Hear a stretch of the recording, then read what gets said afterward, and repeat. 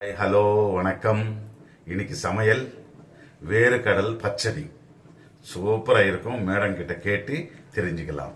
வாங்க சமைக்கலாம்.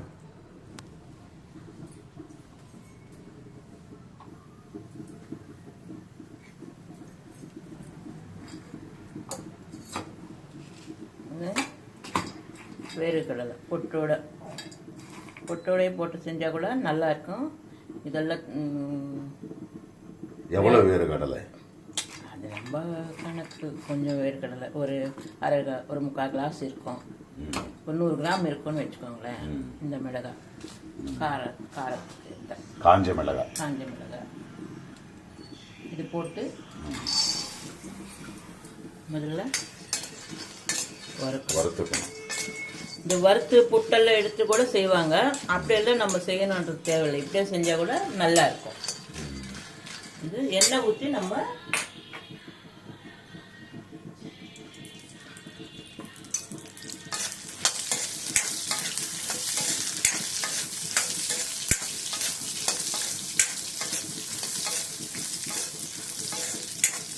அதுக்கு புளி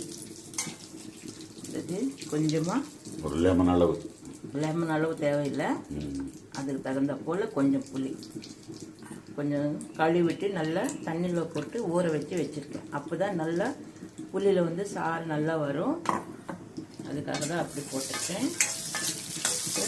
இது நல்லா சிகப்பாக வறுக்கலாம்.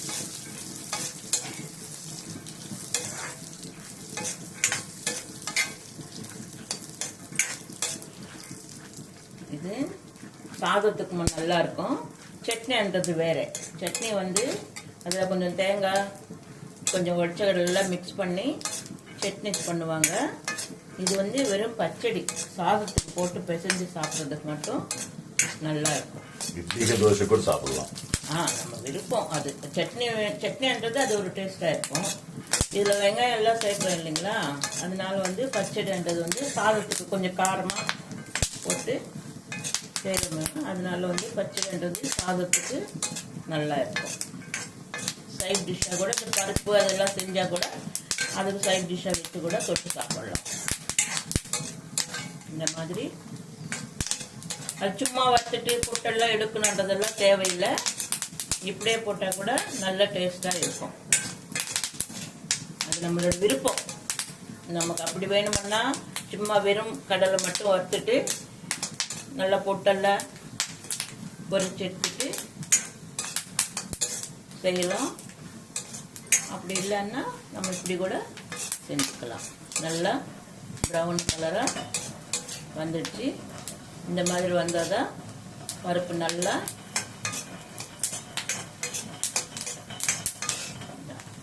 வேகிடுச்சு.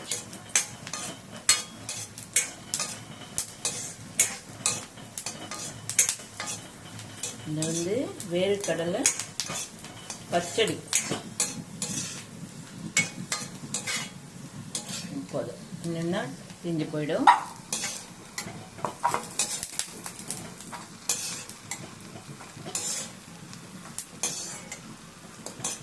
இந்த ப்ரௌன் கலர் வர வரைக்கும் கொஞ்சம் எண்ணெய் விட்டு வறுத்துக்கோங்க. இப்போது பார்த்தீங்களா, இந்த காரத்துக்கு ஏற்ற காஞ்ச மிளகாய் போட்டால் ஒரு டேஸ்ட் வரும். வேணுமுன்னா பச்சை மிளகாய் கூட நீங்கள் இதுக்கு பதிலாக பச்சை மிளகாய் கூட சேர்த்துக்கலாம். ஆனால் நான் வந்து காஞ்ச மிளகாய் தான் சேர்த்துருக்கேன். சிலருக்கு வந்து பச்சை மிளகாய் வந்து சாப்பிட்டா உடம்புக்கு ஒத்துக்காது. அதுக்காக தான் நான் வந்து காஞ்ச மிளகாய் காரத்துக்கு ஏற்றேன். இது ஒரு 100 கிராம் இருக்கும்னு நினைக்கிறேன். இது இந்த ஒரு 10 மிளகாய் போதும். இது விட காரம் வேண்டாம். அவ்வளோதான்.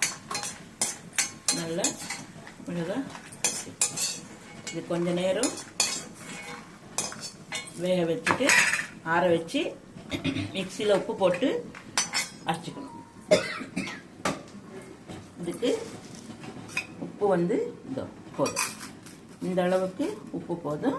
அப்புறம் வேணுமுன்னா கொஞ்சம் சால்ட்டு மிக்ஸ் பண்ணிக்கலாம். பத்தலைன்னா இந்த புளி வந்து சின்ன லெமன் சைஸ் போதும். பார்த்தீங்களா, இந்த 100 கிராம் வேர்க்கடலைக்கு இந்த அளவுக்கு புளி போட்டால் தான் நல்லா இருக்கும். இந்த ஒரு வெங்காயம் அரைஞ்சதுக்கு அப்புறம் மிக்சியில் போட்டு அரைச்சிட்டு அப்புறமா வெங்காயம் பொடியாக நறுக்கி அது மிக்ஸ் பண்ணுறது காட்டுறேன் அப்புறம். சரிங்களா? இந்த மரணியால் அரைக்கக்கூடாது, இப்படி கட்டியாக அரைச்சிக்கணும். ரொம்ப நைஸாகவும் அரைக்காதுங்க, கொஞ்சம் குறப்பாக இருந்தால் சாதத்தில் போட்டு பிசைஞ்சு சாப்பிட்றதுக்கு நல்லா இருக்கும். நான் கொஞ்சம் குறப்பாக அரைச்சிருக்கேன், அப்படி தான் அரைக்கணும். இப்போது ஒரு வெங்காயம் பொடியாக நறுக்கி இப்படியே போட்டுக்கோங்க. கொஞ்சம் இதில் மிக்சியில் தண்ணி ஊற்றி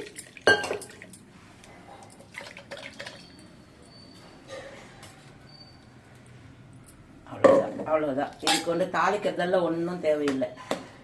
இதுதான் வேர்க்கடலை பச்சடி.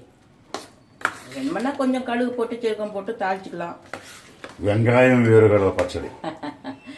இது இந்த வெங்காயம் இப்படி போட்டால் தான் சாப்பிடும்போது அந்த வெங்காயம் வந்து நறுக்குன்னு பல்லு கீழே விழுந்தா சூப்பராக டேஸ்ட் வரும்.